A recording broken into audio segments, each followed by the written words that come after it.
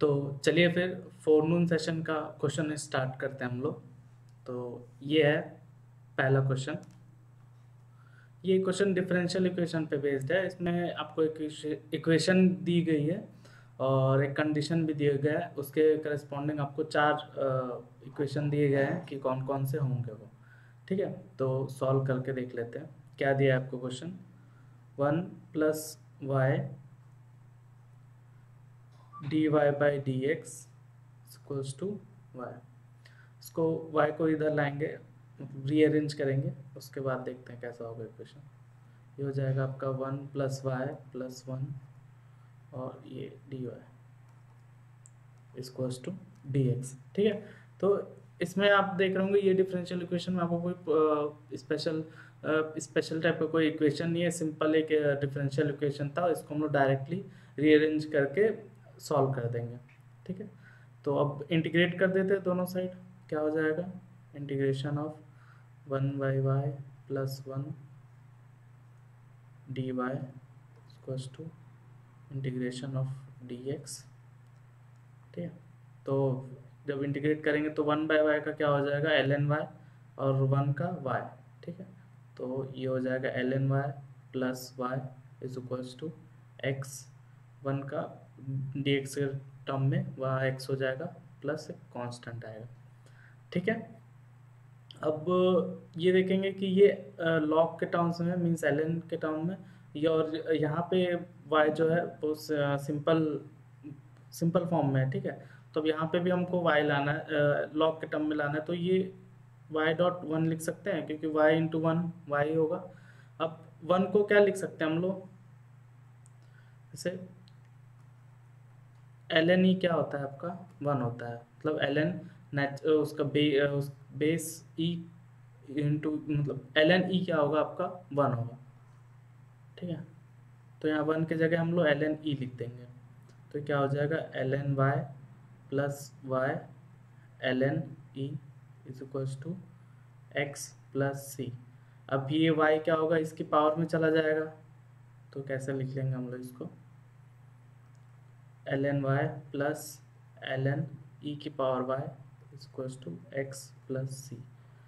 अब यहाँ पे एडिशन का टाइम साइन है, तो लॉग की प्रॉपर्टी होती है log a, मतलब ln a + ln b is equals to ln ab हम लोग लिख सकते हैं। ठीक है, तो ये क्या हो जाएगा ln y e की power y equals to x + c।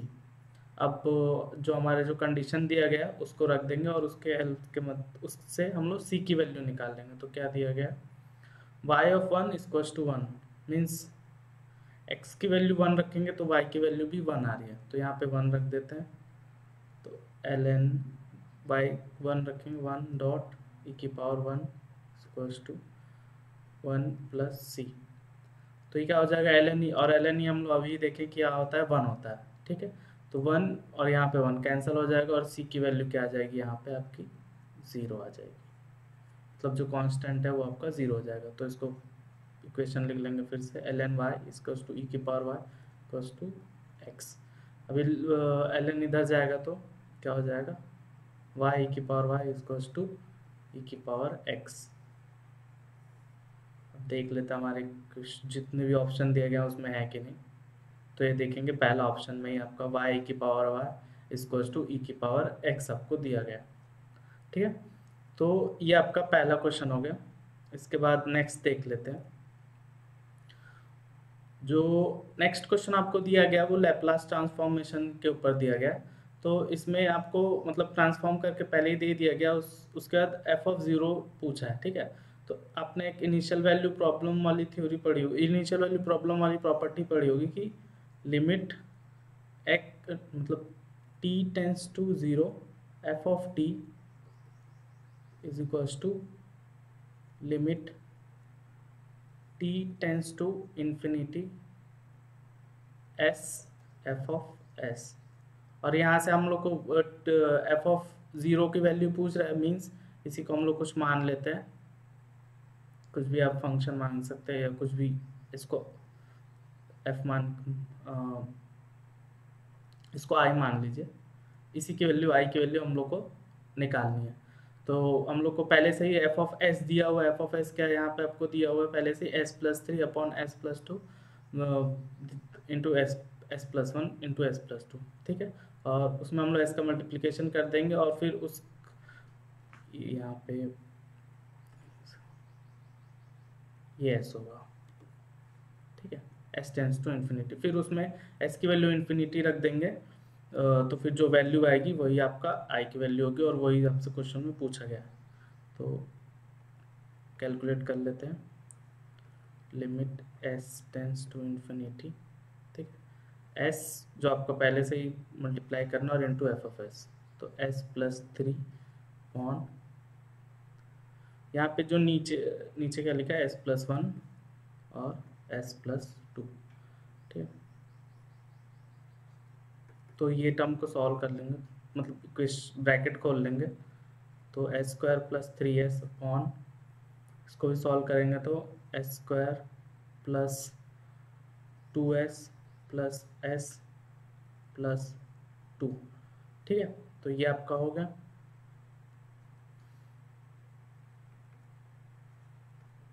Limit s tends to infinity s square plus three s upon s square plus three s plus two, ठीक है। अब क्या करेंगे, ऊपर नीचे से एस स्क्वायर कॉमन ले लेंगे।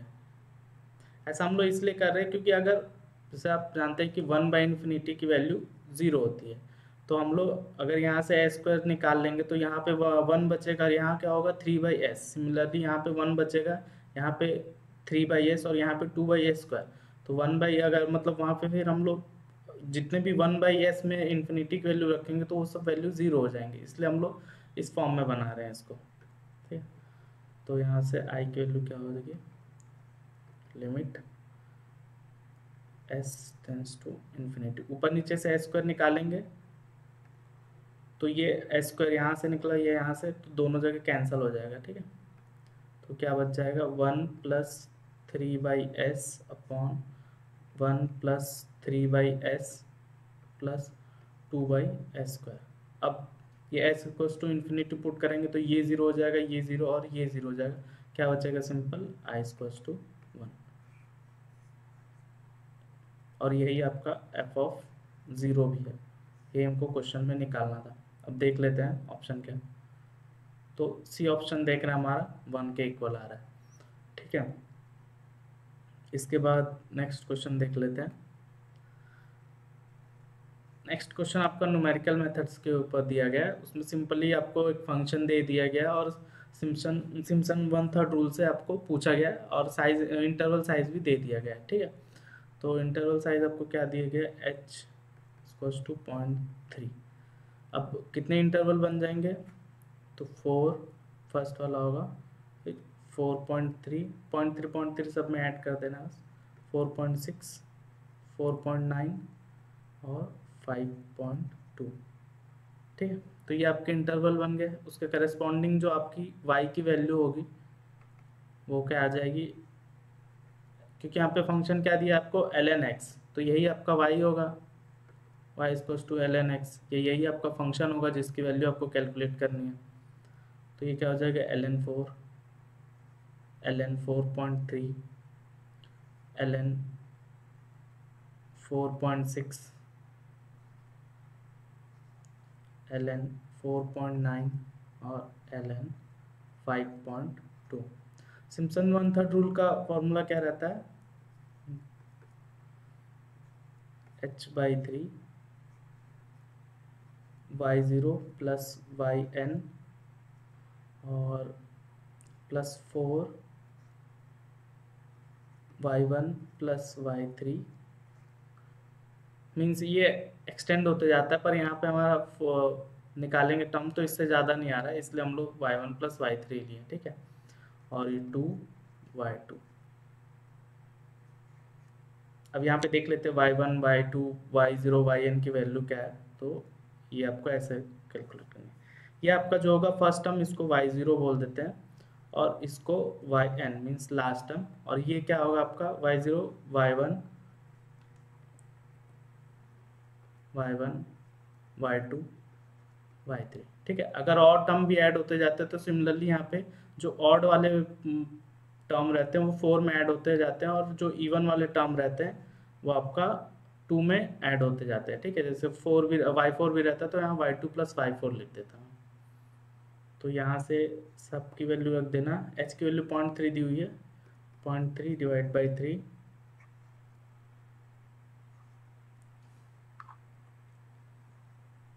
ln 4 plus ln 5.2 plus 4 of ln 4.3 plus ln 4.9 plus of 2 ln 4.6। ठीक है, तो ये आप इसके बाद कैलकुलेट कर लेंगे। तो कैलकुलेशन के बाद आपको जो वैल्यू आएगी वो आएगी आपकी 1.83। ठीक है, सिंपली कैलकुलेटर में वैल्यू सारी रख के कैलकुलेट कर लेंगे, आपका ऑप्शन आ जाता है यहाँ से बी।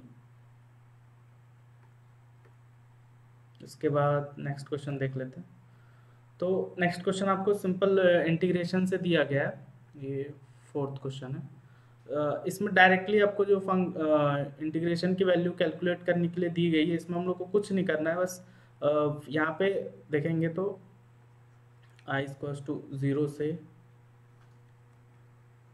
π/2 इंटीग्रेशन ऑफ 0 से cos थीटा, और ये क्या है r sin theta dr d theta. ठीक है, तो यहाँ आप देखेंगे, अब ये देखेंगे लिमिट किसके किसके बीच दी गई है, 0 to cos theta, means theta के टर्म में दी गई है। तो यहाँ पे जब हम लोग को पहली बार इंटीग्रेट करना है सिर्फ r को करना है, और साइन थीटा को कांस्टेंट मान लेके चलना है, क्योंकि ये जो लिमिट दी गई है ना, यहाँ से आपको पता चल जाएगा कि ये आपको r की लिमिट दी गई है। अगर यही मीन्स अगर r के टर्म में दिया रहता है 0 टू r², तो यहाँ पे हम लोग साइन थीटा को इंटीग्रेट करते हैं। ठीक है, तो सबसे पहले r को इंटीग्रेट करेंगे, i इक्वल्स टू 0 टू π/2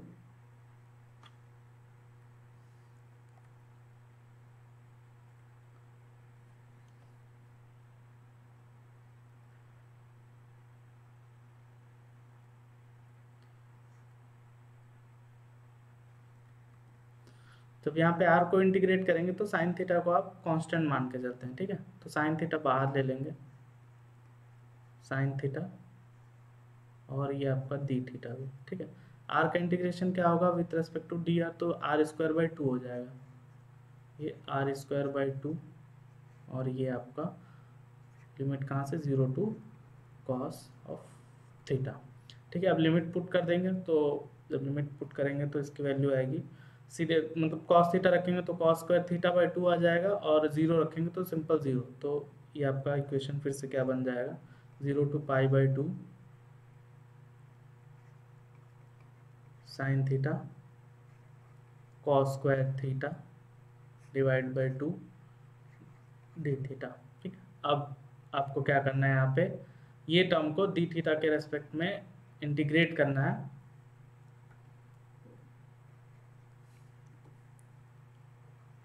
और सिंपली वैल्यू निकाल लेनी है। ठीक है, तो इंटीग्रेट करने के लिए हम लोग देखेंगे कि यहाँ 2 फंक्शन है, तो यहाँ क्या करेंगे, cos थीटा को आप t मान के चल लेंगे। ठीक है, cos थीटा को आप t मानेंगे तो उसके बाद क्या हो जाएगा, जैसे cos थीटा आप t माने,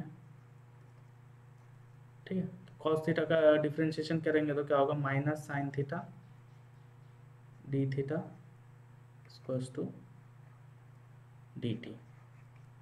तो cos थीटा को आप t मानेंगे तो minus sine theta d theta, means यहाँ से आपको साइन थीटा और sine theta into d theta की वैल्यू क्या मिल जाएगी, minus of D T.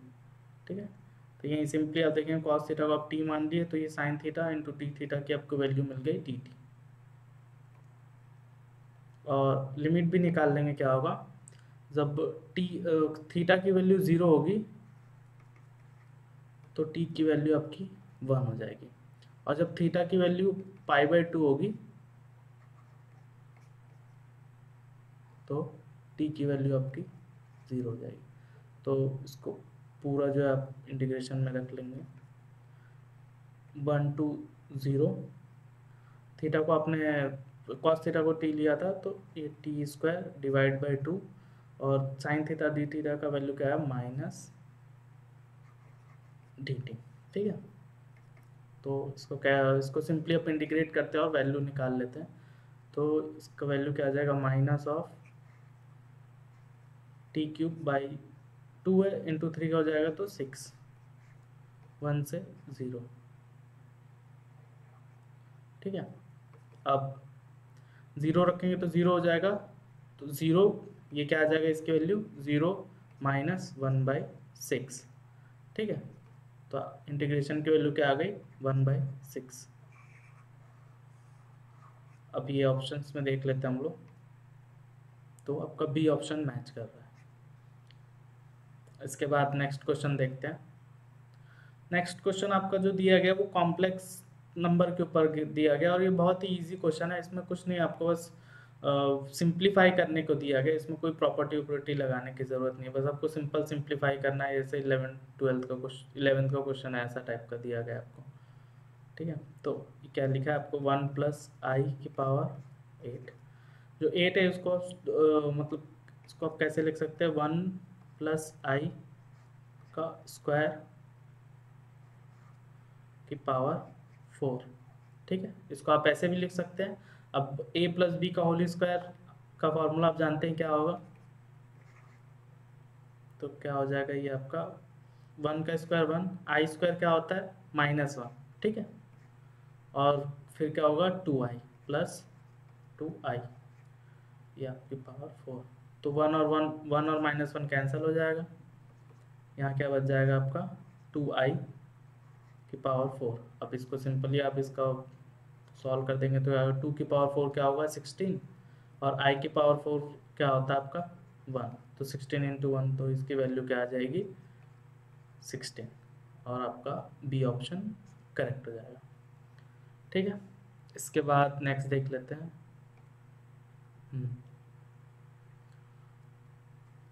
Next question भी आपका न्यूमेरिकल मेथड से पूछा गया, बस पिछला क्वेश्चन जो था आपका सिम्पसन से पूछ दिया था, इसमें आपको न्यूटन रैप्सन लगाना है। ये भी इजी है, बस थोड़ा सा 2 बार आपको कैलकुलेट करना है। ठीक है, तो आपको फंक्शन क्या दिया गया f(x) = x³ - x - 3।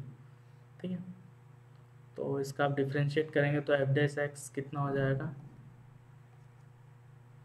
3x² - 1 और आपको इनिशियल गैस क्या दिया गया है x0 = 2। तो नेक्स्ट जो फर्स्ट गेस्टिंग होगा उसकी वैल्यू कितनी हो जाएगी x1 = x0 - f(x0)/f'(x0)। ठीक है, सबकी वैल्यू रख देंगे 2 - 2 का क्यूब मीन्स 8 -2 - 3 × 2 की पावर 2 तो मतलब 4 × 3 12 - 1।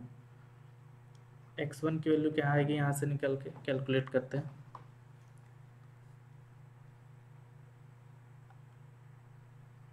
8 - 5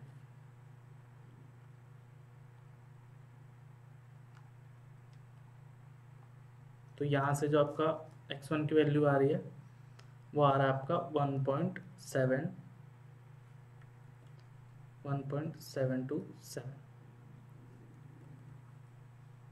ठीक है, अब इसी तरह के आप x2 की वैल्यू निकाल लेंगे, यही आपसे पूछा गया। तो x2 क्या हो जाएगा आपका x1 - f(x1) / f'(x1)।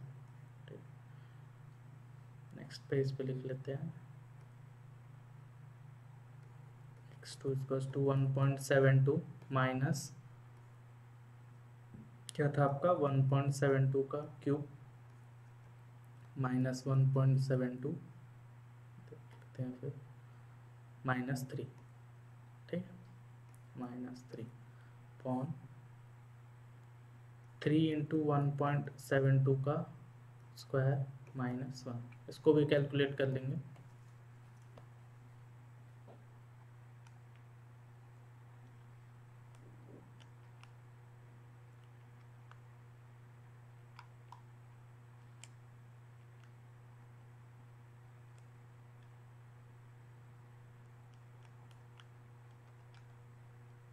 तो जब इसको कैलकुलेट करेंगे तो आपकी वैल्यू आएगी 1.67। ठीक है, देख लेते हैं ऑप्शन दिया है कि नहीं। नहीं, तो ये आपका एक न्यूमेरिकल मतलब एनईटी वाला क्वेश्चन था, इसमें कोई ऑप्शन नहीं दिया है, यही आंसर जो है आपका सही है। ठीक है, इसके बाद नेक्स्ट देख लेते हैं। तो नेक्स्ट क्वेश्चन देखेंगे तो ये मैट्रिक्स के ऊपर दिया हुआ है, और ऐसा ही सिमिलर क्वेश्चन आपका जो था वो फोरनून सेशन में आया था। ठीक है, तो ये देखते हैं क्या दिया है क्वेश्चन में। क्वेश्चन में आपको दिया गया है कि एक n क्रॉस n मैट्रिक्स है, ए मैट्रिक्स है आपका, वो n क्रॉस n है। ठीक है, और उसका जो वेक्टर है नॉन जीरो वेक्टर वो n क्रॉस 1, वो आपका p है। ठीक है, और देयर प्रोडक्ट आपको एक फंक्शन दी गई है कि A P equals to alpha square P, where alpha is a real number और अल्फा -1 0 1 नहीं है। ठीक है, तो इस इंफॉर्मेशन के बेसिस पे आपको eigen value of A square पूछी गई है। मीन्स तो इसमें देखेंगे आपने एक प्रॉपर्टी पढ़ी होगी कि जो ए एक्स होता है वही लेमडा एक्स होता है। मीन्स ये आपका जो होता है ये आइगन वेक्टर होता है, ये आइगन वैल्यू होता है, और ये आपका क्या होता है आइगन वेक्टर, और ये आपका मैट्रिक्स। तो यही सिमिलर टाइप के हमको मैट्रिक्स मतलब रिलेशन दी गई है, क्या लिखा है कि A P equals to alpha square P. तो ये पी और पी क्या होगा, आपका आइगन वेक्टर है जैसा कि हमको बोला गया है, और ए क्या आपका मैट्रिक्स। मीन्स जो आपका आइगन वैल्यू है लेमडा है वो ए का वो अल्फा स्क्वायर है। ठीक है, ये आपका अल्फा स्क्वायर है।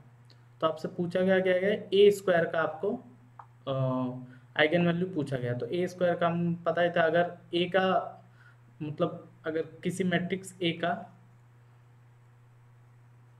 आइगन वैल्यू कुछ भी मान लीजिए y दिया है, तो ए स्क्वायर का क्या हो जाएगा, ऐसा नहीं, अगर ए का आइगन वैल्यू लेमडा है तो ए स्क्वायर का आइगन वैल्यू कितना हो जाएगा, लेमडा स्क्वायर। ठीक है, तो यहाँ पे लेमडा स्क्वायर रखेंगे तो ये क्या हो जाएगा अल्फा की पावर, मीन्स अगर लेमडा स्क्वायर करेंगे तो ये अल्फा की पावर 4। ऑप्शन देख लेते हैं, तो ये आपका डी ऑप्शन दिया गया अल्फा की पावर 4। ठीक है, इसके बाद नेक्स्ट देख लेते हैं।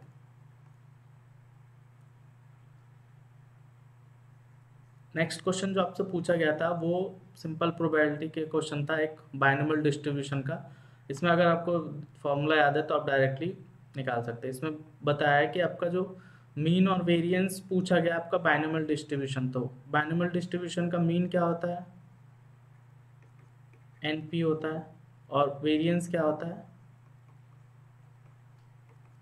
N P Q. ठीक है, पर यहाँ आपको क्यू टर्म दिया नहीं गया है। ठीक है, आपको उसके बदले कोई भी ऑप्शन में देखेंगे तो क्यू नहीं दिया है, तो आपको एक रिलेशन पता होता है कि p प्लस क्यू जो होता है वो होता है 1। तो q की वैल्यू क्या आ जाएगी यहाँ से 1 माइनस पी, 1 माइनस पी। ठीक है, तो यहाँ आप डायरेक्टली रख देंगे q की value n p 1 minus P. अब ऑप्शन चेक करके देखेंगे तो देखेंगे कि बी ऑप्शन आपका मैच कर रहा है, तो यही आपका करेक्ट ऑप्शन है। ठीक है, इसके बाद नेक्स्ट देख लेते हैं। तो ये एक अच्छा क्वेश्चन था, बाकी सब तो डायरेक्टली सॉल्व होने वाले थे। अब ये क्वेश्चन पढ़ लेते हैं कि एक फंक्शन दिया गया हमको ऐसा जिसमें कि x और r n क्रॉस 1 के वेक्टर है, और जो q है वो सिमेट्रिक मैट्रिक्स है x n इंटू n का। ठीक है, तो और इसमें आपको स्टेशनरी पॉइंट पूछा गया। तो स्टेशनरी पॉइंट क्या है आपका, stationary point of F, stationary point किसी भी फंक्शन का क्या होता है, वो पॉइंट होता है जहाँ पे उसकी derivative means F of x जहाँ पे 0 होगा, उसी पॉइंट को हम लोग स्टेशनरी पॉइंट बोलते हैं। तो पहले एफ ऑफ एक्स देख लेते हैं क्या है, f of x equals to half of x transport q x minus r transpose x. ठीक है, अब ये ऐसे कोई भी प्रॉपर्टी लगा के आप डायरेक्टली सॉल्व नहीं कर पाएंगे, तो इसमें आप अज्यूम कर लीजिए कि जैसे n क्रॉस n दिया तो आप इसको 2 क्रॉस 2 का एक कोई वेक्टर मान लीजिए, और एक्स और आर को 2x1 का, ठीक है। एन के वैल्यू हम लोग कुछ भी ले सकते हैं। तो क्यू का, और यहाँ आपको आपको जो क्यू दिया गया वो सिमेट्रिक मैट्रिक्स है, तो इसको आप ऐसा मान लीजिए कि ये कोई A B B C symmetric matrix है। इसलिए अगर आप इसका सिमेट्रिक मैट्रिक्स मतलब Q equals to Q transpose, अगर इसका आप ट्रांसपोज करके देखेंगे तो यही आएगा, इसलिए इस ऐसा एक सिमेट्रिक मैट्रिक्स मैंने मान लिया ट्रू कॉस ट्रू का। और एक्स को मैंने मान लिया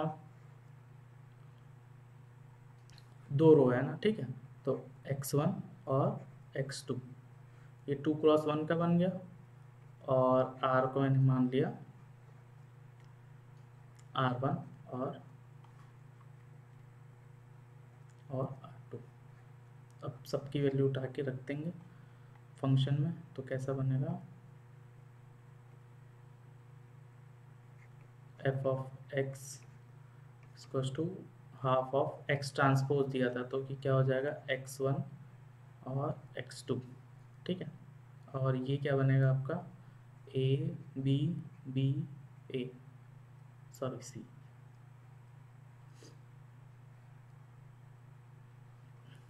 और आपको x दिया फिर से, ये x1 और x2 माइनस यहाँ क्या दिया आपको r ट्रांसपोर्ट्स, ठीक है। तो ये हो जाएगा आपका r1 और r2, और ये क्या होगा आपका x1 x2। तो इसको आप क्या करेंगे, सॉल्व कर लेंगे। हाफ ऑफ x1 x2, पहले ये दो को सॉल्व करते हैं।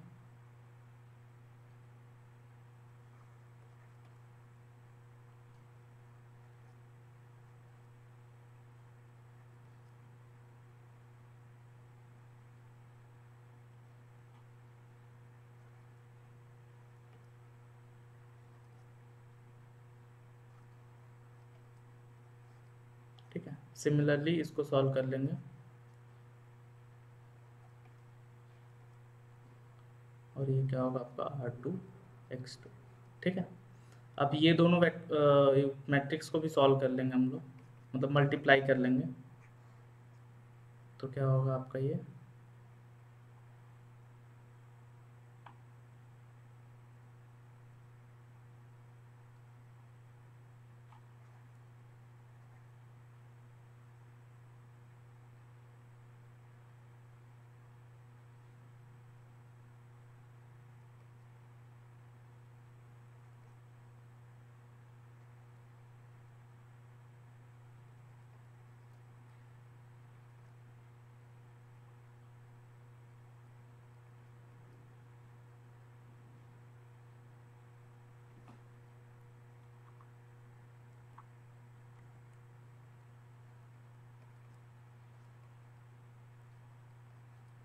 और ये आपका हो जाएगा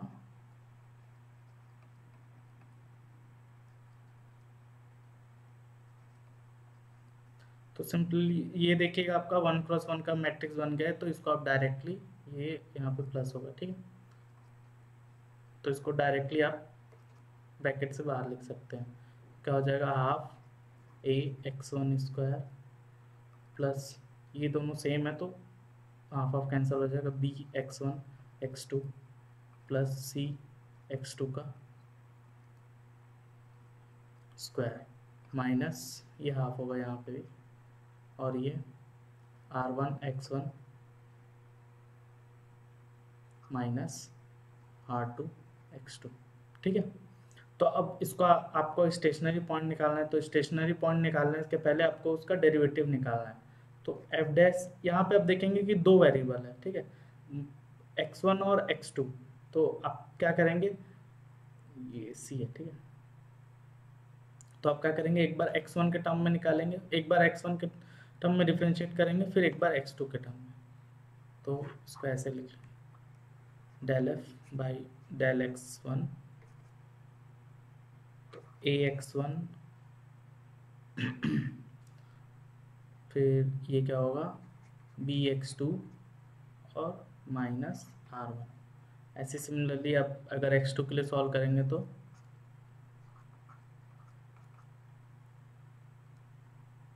ये क्या हो जाएगा आपका bx1 plus cx2 minus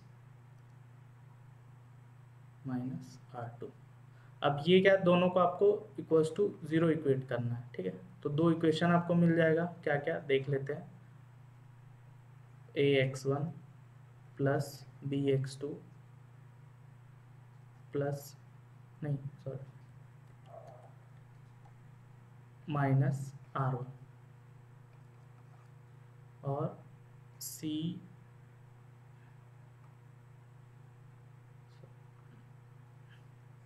bx1 plus cx2 minus R2 equals to 0।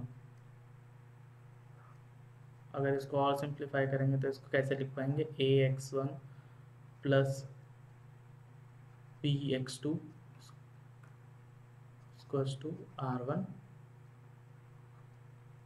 और इसको सिंप्लीफाई करेंगे तो bx1 plus cx2 equals to R2।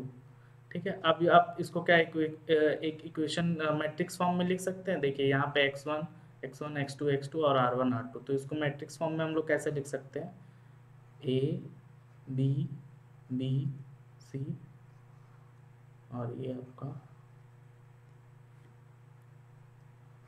x1 x2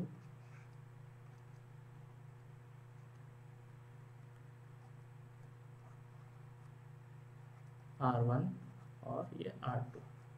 तो ये अब हम लोग क्या लिए थे, इसको हम लोग Q मैट्रिक्स लिए थे, इसको X मैट्रिक्स लिए थे और इसको R मैट्रिक्स लिए थे। तो इसको कैसे लिख सकते हैं फिर बाद में, Q X equals to R। अब दोनों साइड इनवर्स Q इनवर्स से मल्टीप्लाई कर देंगे तो क्या आ जाएगा, X equals to Q inverse R। तो देख लेते ऑप्शन में है कि नहीं, तो देखेंगे आपको सी ऑप्शन करेक्ट मिलेगा, ठीक है। तो इस क्वेश्चन में कोई ऐसा खास प्रॉपर्टी नहीं था, इसमें आपको कुछ एज्यूम करके सॉल्व करना था। और क्वेश्चन तो नहीं है, इतने ही थे बस। तो ये हमारा आफ्टरनून सेशन का भी क्वेश्चन कंप्लीट हो गया है। इसके बाद हम लोग नेक्स्ट सब्जेक्ट को देखेंगे।